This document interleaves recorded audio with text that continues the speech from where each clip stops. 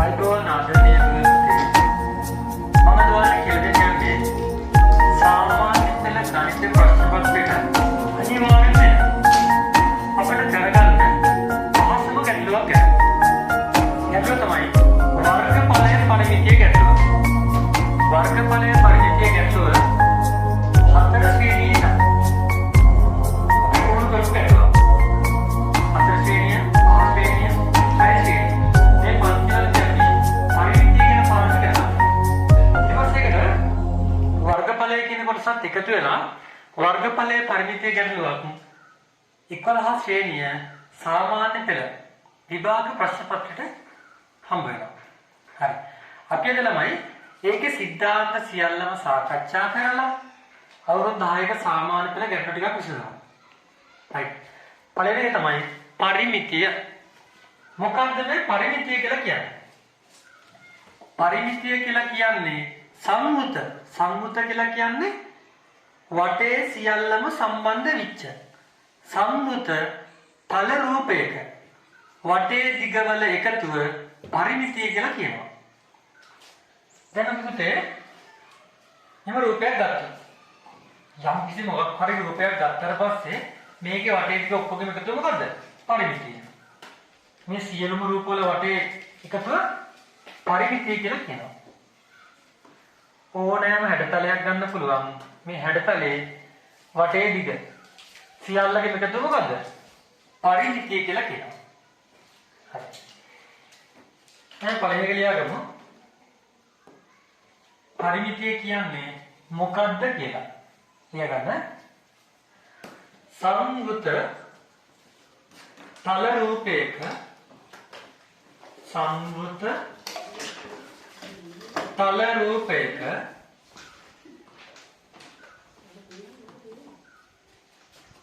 වටේ දිගවල එකතුව.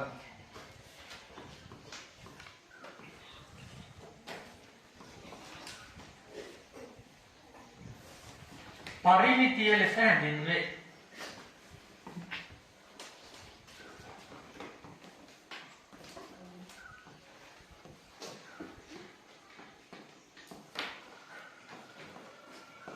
හරි.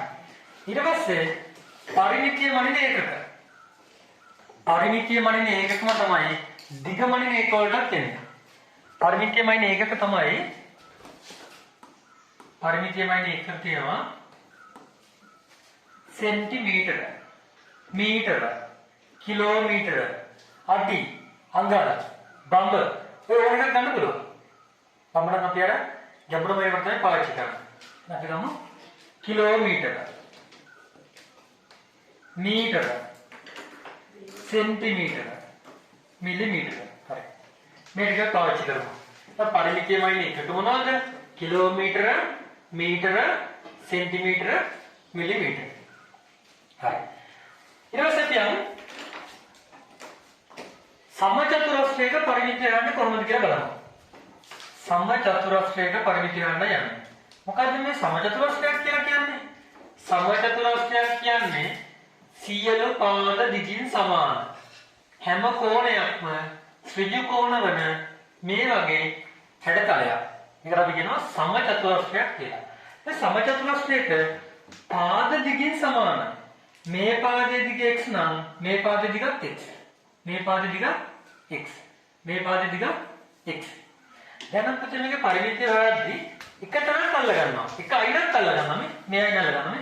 x එකතු කිරීම, x එකතු කිරීම, x එකතු කිරීම x.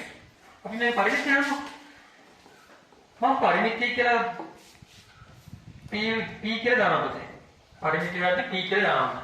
එහෙනම් p සමානයි x එකතු කිරීම, x එකතු කිරීම, x එකතු කිරීම x. x ඒව 4ක්. කිලනේ 4යි x. මොනවානම් මේ සමචතුරස්‍රේ පරිමිතිය නෝ අපිට 4යි x කියලා. අපි උදාහරණ ගන්න බලමු. අපි උදාහරණයක් ගමු ගානක්. සමචතුරස්‍රයක් ගමු.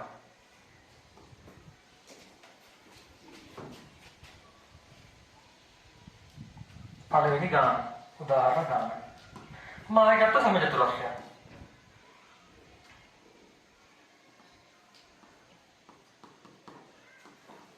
මම මෙයාගේ පැත්තක දිග ගන්නවා සෙන්ටිමීටර් 6යි කියලා. මේ පැත්ත දිග සෙන්ටිමීටර් 6යි නම් මේ පැත්ත සෙන්ටිමීටර් 6යි. මේ පැත්ත සෙන්ටිමීටර් 6යි. මේ පැත්ත සෙන්ටිමීටර් 6යි. ඔන්න මෙයාගේ නම් පරිමිතියක් හොයනවා. පරිමිතිය සමානයි p දානමම p සමානයි 6 එකතු කිරීම 6 එකතු කිරීම 6 එකතු කිරීම 6.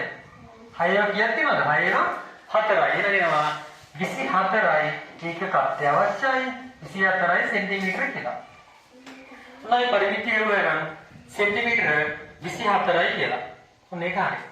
right. අපි යන් ඊගාවට පුතේ ත්‍රිජ්‍යකෝණාශ්‍රය. මෙන්න දින ත්‍රිජ්‍යකෝණාශ්‍රය. දැන් ත්‍රිජ්‍යකෝණාශ්‍රය පරිමිතිය ගන්න තියෙනවා. බලන්න ත්‍රිජ්‍යකෝණාශ්‍රය ලක්ෂණ ටික නේ. සම්මුඛ පාද දිගින් සමාන. මෙයාට ඉස්සරහා කරන මෙයා. සම්මුඛය කියන්නේ ඉස්සරහා පාදය. මෙයාට සම්මුඛ කියන මෙයා. මේ පාද දෙක දිගින් සමාන. ඒ වගේම මේ පාද දෙකක් දිගින් සමානයි. සම්මුඛ පාද දිගින් සමාන වෙනවා. අපි ගත්තොත් මේකේ මේ පාදයේ දිග සිම්පල් A නම් මේ පාදයේ සිම්පල් A.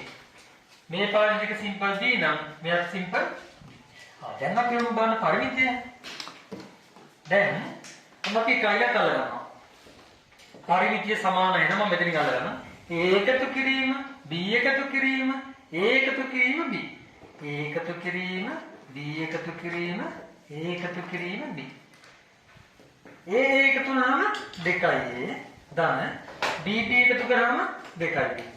දැන් ළමයි මේකේ මේ දෙන්නට පොදු එක ගන්න එළියට. මේ දෙන්නට පොදු එක කවුද? දෙකක් පොදු. එහෙනම් දෙකක් ගන්න එළියට. 2යි දෙකෙන් බෙදපුවම ඉතුරුයි A. ධන මේක 2යි B දෙකෙන් බෙදපුවම ඉතුරුයි B. අන්න අපිට එකක් ආවා. දෙවතාවක් A ධන B. ත්‍රිජ්‍යකෝණාශ්‍රයක පරිමිතිය වෙනකොට පාද දෙකක එක ළඟ තියෙන පාද දෙකක එකතු වරගෙන ඒක දෙකෙන් වැඩි කරමු. අන්න පරිමිතිය ගන්න පුළුවන්. හරි. අපි උදාහරණ ගන්නකම්.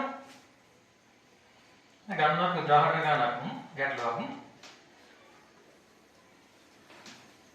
මේක කොහොමද ගමු.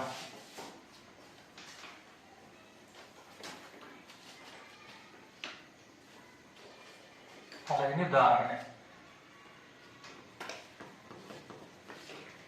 මෙයාගේ පැත්තක දිග දාන්නම් 12යි සෙන්ටිමීටර. මේ පැත්තේ දිග දාන්නම් 8යි සෙන්ටිමීටර. දැන් ත්‍රිජ්‍යකෝණාශ්‍රයක සම්මුඛ පාද දිගින් සමාන වෙන නිසා මේ දිග 12යි නම් මේ දිගත් කීයද? සෙන්ටිමීටර 12යි. මේ පැත්ත දිග සෙන්ටිමීටර 8 නම් මේ පැත්ත දිගත් කීයද? සෙන්ටිමීටර 8යි. දැන් මම පරිමිතිය. දැන් පරිමිතිය සමානයි. අපිට මෙතනින් ආවා පාද දෙකක එකතු වරගෙන දෙකෙන් ගුණ කරාම පරිමිතිය එනවා. එහෙම නැත්නම් එක අයිනක් අල්ලගෙන එකතු කරගෙන යන්න වටේටම යන්න. 12 එකතු කිරීම 8 එකතු කිරීම 12 එකතු කිරීම 8. දැන් බලන්න එකතු කරන්න. 12 8යි 20යි. ආය 12 8යි 20යි 20යි 20යි 40යි. ඒක කත්‍ය අවශ්‍යයි. ඒක දාන්න ඕනේ. අන්න අපිට අපේ උත්තරේ සෙන්ටිමීටර 40යි කියලා. right. අපි අර ඊටව ගන්නවා. ඊට පස්සේ තුන්වෙනි එක තමයි ළමයි ත්‍රිකෝණය ගත්තේ මම. මේක ත්‍රිකෝණය ගත්තේ මම විෂම පාද ත්‍රිකෝණය. ත්‍රිකෝණ වර්ග කීයක් තියෙනවද? ත්‍රිකෝණ වර්ග තියෙනවා 6ක්. පාද අණුව 3කට වෙන් කරන්න පුළුවන්. කෝණ අණුව 3කට වෙන් කරන්න පුළුවන්. අපිට අත්දැක ටික මතක් කරගමු. ත්‍රිකෝණයක පාද තුනම සමාන නම් මොකක්ද ත්‍රිකෝණය? සමපාද ත්‍රිකෝණයක්. ත්‍රිකෝණයක පාද දෙකක් විතරක් සමාන නම් මොන ත්‍රිකෝණයක්ද? සමද්විපාද ත්‍රිකෝණයක්. ත්‍රිකෝණේ පාද තුනම දිගින් අසමාන නම් මොන ත්‍රිකෝණයක්ද? විෂම පාද ත්‍රිකෝණයක්. ඔය විදිහට තමයි ත්‍රිකෝණ පාද අණුව වර්ගීකරණය කරන්නේ. ඒ වගේම ත්‍රිකෝණ කෝණ අණුව වර්ගීකරණය කරන්නත් පුළුවන්. ත්‍රිකෝණේ තියෙන කෝණ තුනම සුළු කෝණ නම් අන්නේ ත්‍රිකෝණේ සුළු කෝණික ත්‍රිකෝණයක් කියලා කියනවා. එක කෝණයක් අංශක 90 නම් ත්‍රිකෝණේ කෝණ තුනෙන් එක කෝණයක් අංශක 90 නම් අන්න ඒකට කියනවා ත්‍රිජ්‍යකෝණික ත්‍රිකෝණයක් කියලා. ත්‍රිකෝණේ තියෙන එක කෝණයක් අංශක 90ට වඩා වැඩි නම් ඒ කියන්නේ මහා කෝණයක් කියනවා. මහා කෝණ නම් මොකද වෙන්නේ ඒවා? මහා කෝණික ත්‍රිකෝණ කියලා කියනවා. ඔච්චරද ත්‍රිකෝණ වර්ග කියන්නේ. අංශක 90ට අඩු නම් ඒක සුළු කෝණ, ඍජු කෝණ, මහා කෝණ, සරල කෝණ, පරාවර්ත කෝණ. මම කෝණ ටික මතක් කරා. හරි. අපි යන්න මේකේ විෂම පාද ත්‍රිකෝණයට. මේක පුතේ පරිමිතිය. මේක නම පරිමිතිය සමානයි. අයින කළ ගන්න. x එකතු කිරීම y එකතු කිරීම z. මේක මීටරට සුළු කරන්න පුළුවන්ද? අඥාත කොටුරන්නේ තියෙන්නේ. මීටරට සුළු වෙන්නේ නැහැ. අපි දැන් උදාහරණ ගමු. මම එන උදාහරණයකට මෙයා අපි ගමු. උදාහරණයක් ගමු. විෂම පාද ත්‍රිකෝණය මම ගන්නවා. පළවෙනි උදාහරණය.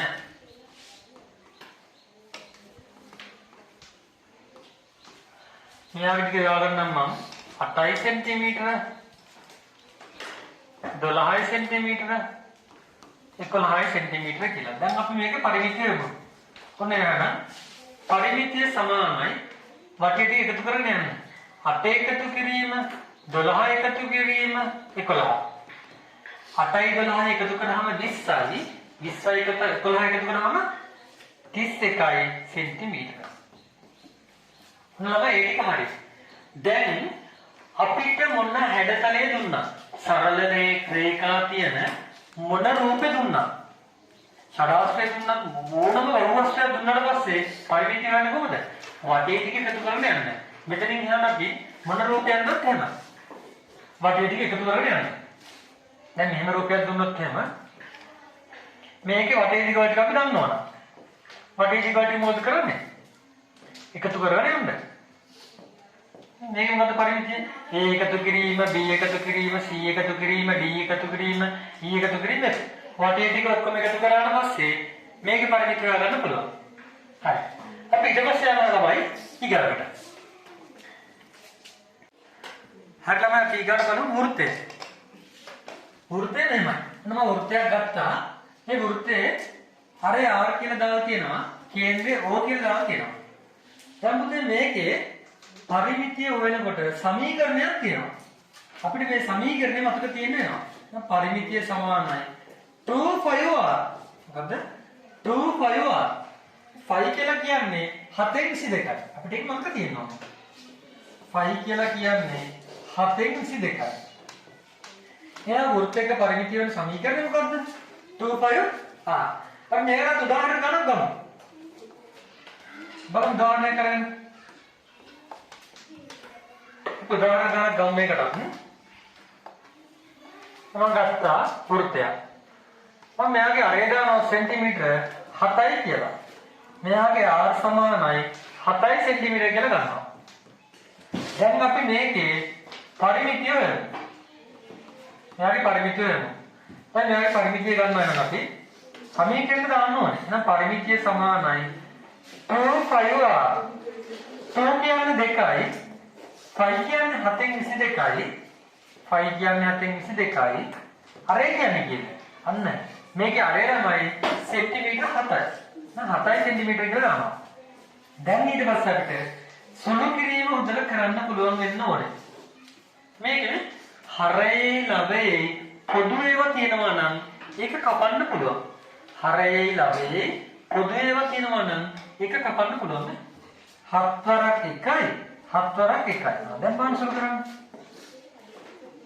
දැන් මොන්නේ නෝතේ දෙවරක් 22 44යි 44 වැඩි කරන්නේ කිව්වේ නේන්නේ 44ම තමයි 44යි සෙන්ටිමීටර. මේ විදිහට තමයි අපි වෘත්තක පරිමිතිය හොයන්නේ. එහෙනම් වෘත්තක පරිමිතිය වල සමීකරණය මොකද්ද? 2πr. 2 හරි 5 හරි r කියන කිනාට අපි දීලා තියනගේ ආදේශ කරන්න ඕනේ. මේකේ විස්කම්මේ දීලා තිබුණා නම් මෙතනින් නම් මෙතෙන් සෙන්ටිමීටර 14යි කියලා දුන්නා නම් අන්න අපි 14 දෙකෙන් බෙදලා හරි හොයාගන්නවා. දැන් කොහොමද මේ විදිහට ගණන් හදන්නේ මේකෙන් එහෙමයි. හරි. අපි ඊට පස්සේ ඊගාවට ඊට පස්සේ ළමයි අපි ඔන්න මේ වෘත්තේ කැලලක් කපනවා. චීස් පෙට්ටිය චීස් කැලලක් ගත්තාද මේ? ඔන්න තියෙනවා චීස් පෙට්ටිය. එකක් ගත්ත කැලලක්. චීස් කැලලක්. නේද? චීස්. මේ කැලලට ළමයි චීස් කැලල වගේ එකට වෙන්න මෙයාට අපි කියනවා කේන්ද්‍රික ඛණ්ඩය කියලා නේ. කේන්ද්‍රික ඛණ්ඩය. කේන්ද්‍රික ඛණ්ඩේ වෙන්න මේ දිගට අපි කියනවා චාප දිග කියලා. දැන් අපි යන්නේ එහෙනම් කේන්ද්‍රික ඛණ්ඩයක ඡාප දිග හොයන්න. කේන්ද්‍රික ඛණ්ඩයක ඡාප දිග හොයලා පරිමිතිය හොයන්න යන්නේ. දැන් එහෙනම් පුතේ මේකේ පරිමිතිය හොයද්දී අපිට එන්නේ පරිමිතිය සමානයිනේ. මෙයත් අරයක් මෙයත් අරයක්. මේ එක වෘත්තය අරේනේ. මේ දිගත් ආ මේ දිගත් ආ. එහෙනම් මෙයාගේ පරිමිතිය හොයද්දී මේ පටි ටික අපි එකතු කරන්නේ. r එකතු කිරීම ඡාප දිග එකතු කිරීම r. නේනවා. r එකතු කිරීම r එකතු කිරීම ඡාප දිග. ඡාප දිග. එහෙනම් r එකතු කරාම 2r සම ඡාප දිග. හරි. අපිට r නම් ප්‍රශ්නයක් නැහැ. අපි දැනගන්න ඕනේ කොහොමද? ඡාප දිග හොයන දේ තමයි දැනගන්න ඕනේ. ඡාප දිග වල සමීකරණ මේක තමයි. දැන් මේක අපි වෘත්තයක් ගත්තට පස්සේ මෙන්න මේ කේන්ද්‍රේ වටා ලක්ෂ්‍ය වටා සම්පූර්ණ කෝණාංශක 360යි. 360න් මේ කේන්ද්‍රික ඛණ්ඩයේ කෝණය කොච්චරක් තියෙනවද කියලා අපි දැනගන්න ඕනේ. මම මේක අරන් තියන්නේ කෝණේ θ කියලා.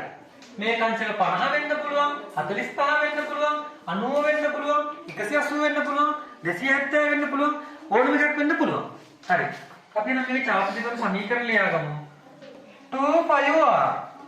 2πr ගුණ කිරීම 360න් මේ කෝණ කොච්චරද කියලා.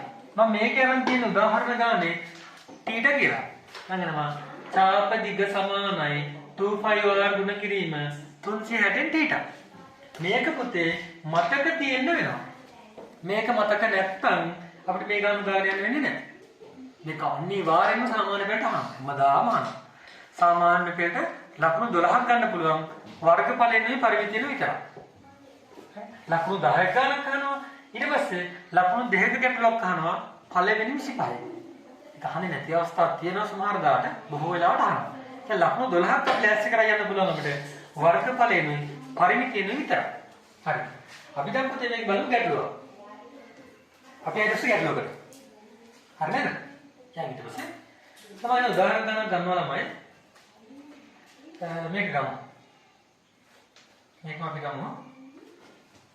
මේක මම අරේ දාගන්න සෙන්ටිමීටර 7යි කියලා. සෙන්ටිමීටර 7යි කියලා ගත්තා. දැන් මේ කේන්ද්‍රික ඛණ්ඩේ පරිමිතිය හොයන්න කියලා කියනවා. උදාහරණ 1. උදාහරණ 1 කියලා දාගන්න. පළවෙනි ගැටලුව. අරේ සෙන්ටිමීටර 7යි. අපිට ඡාප දිග වල පරිමිතිය හොයන්න තියෙනවා. මම ඡාප දිග වෙනවා. එනවා. ඡාප දිග සමානයි අපේ සමීකරණ ගමු. 2 හරි 5 කියන්නේ 7 22යි. අරේ කීයද? අරේ 7යි. දැන් අපිට ඕනේ කවුද? කේන්ද්‍රික කෝණය ඕනේ. දැන් මම කේන්ද්‍රික කෝණය දෙනවා කියන්නේ මේකට අංශක 60යි කියලා. අංශක 60යි කියලා දෙනවා. කේන්ද්‍රික කෝණය කියන අංශක 60යි.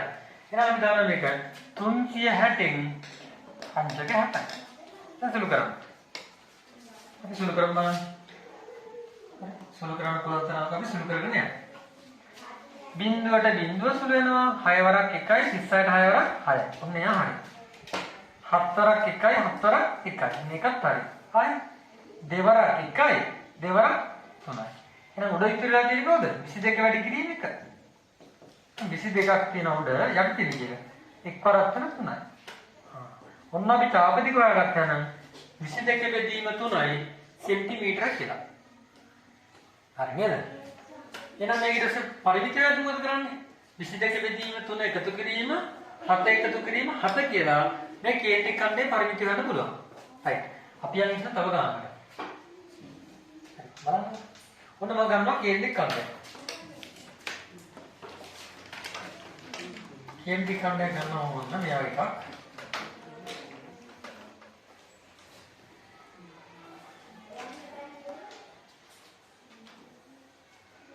එනවා කේන්ද්‍රික ඛණ්ඩයක් ගන්න ඕන. උදාහරණ ගමු.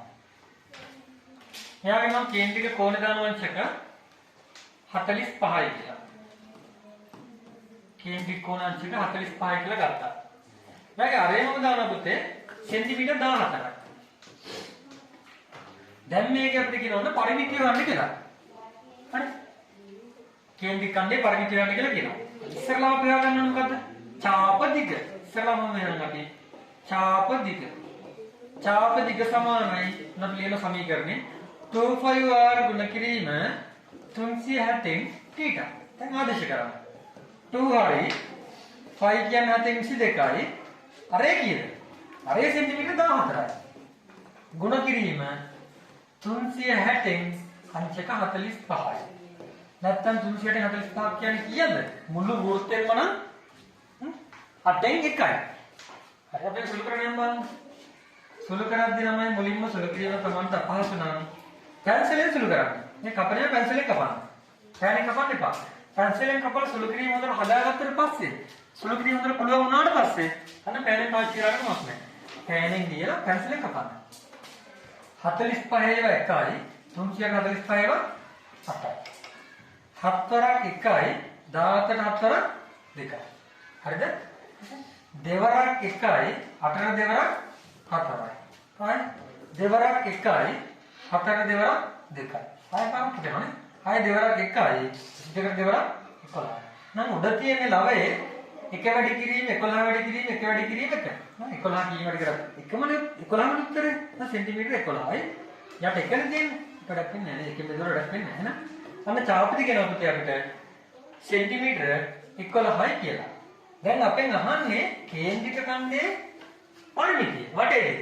මෙයා 14යි. මෙයා කියන 14ක්. මෙයා වගත කීයද? 11 කියලා. අපි හොයාගත්තා. දැන් පරිමිතිය. දැන් නම් පරිමිතිය සමානයි. එකතු කරන්න. 14 එකතු කිරීම 11 එකතු කිරීම 14. 14 28යි 28 එකතු කරන්නේ 11. එනවා උත්තරේ කීයද? 39යි සෙන්ටිමීටර කියලා. ඉතින් අපේ කේන්ද්‍රික ඛණ්ඩයේ පරිමිතිය ආවා සෙන්ටිමීටර 39යි කියලා. හරි. මම දැන් පුතේ උගන්වපු ටික අපිට 6 වසරේ ඉඳන් 9 වසරට එකක් තිබුණා. හරි. ඊට පස්සේ අපි පුරුදු වෙන්න ඕනේ සංයුක්ත තල රූප වල පරිමිතිය හොයන්න. සංයුක්ත තල රූප වල පරිමිතිය හොයලා ඊට පස්සේ අපිට තියෙන පුතේ වර්ගඵලයේ සූත්‍ර ටික. වර්ගඵලයේ ටිකක් පුරුදු වුණාට පස්සේ විභාග ගණනට යන්න පුළුවන්. දැන් මම සාරාංශයක් ගන්නම් සමරියක්. දැන් අපිට පුතේ මතක තියෙන්න ඕනේ මොකක්ද? වර්ගඵලයේ පරිමිතියගේ මොකද්ද මතක තියෙන්න ඕනේ? වර්ගඵලයේ පරිමිතියගේ පරිමිතිය කොටස. මොකද්ද මතක තියෙන්න ඕනේ? පරිමිතිය ගත්තාම පරිමිතියමයිනේ ඒකට. මොනවද? කිලෝමීටර, මීටර, සෙන්ටිමීටර, මිලිමීටර එන පරිමිතියමයිනේ ඒකට. ඊට පස්සේ වෘත්තයක අර ආර්විච්ච වෘත්තයක පරිමිතිය වෙන සමීකරණ. මොකද්ද? 2πr. 2πr. කේන්ද්‍රික ඛණ්ඩයක් ගත්තට පස්සේ කේන්ද්‍රික ඛණ්ඩයක චාපදික වෙන සමීකරණය. මෙන්න මේක තමයි චාපදික කියලා කියන්නේ. චාපදික වෙන සමීකරණය අපිට තියෙන්න ඕනේ. මොකද්ද? 2πr ගුණ කිරීම 360න් θ. මෙච්චර කල් ඉගෙන ගත්ත පරිමිතිය කියන පාඩමේ මුළු පරිමිතියම මතක තියෙන්න තියෙන මෙච්චරයි. බලන්න. ගණිතයේ ලේසි කියන්නේ මතක තියාගන්න තියෙන ප්‍රමාණය ඉතාම සරලයි. පොඩ්ඩයි. හැබැයි අත්දැකීම් ගණිත ගැටලු විසඳලා ගොඩක් ගැටලු Taman තනියෙන් කරලා හොඳ අත්දැකීමක් තියෙනවා. ඒක අත්‍යවශ්‍යයි. හරි. අපි ඊට පස්සේ කරමු සංයුක්ත තල රූප වල පරිමිතිය.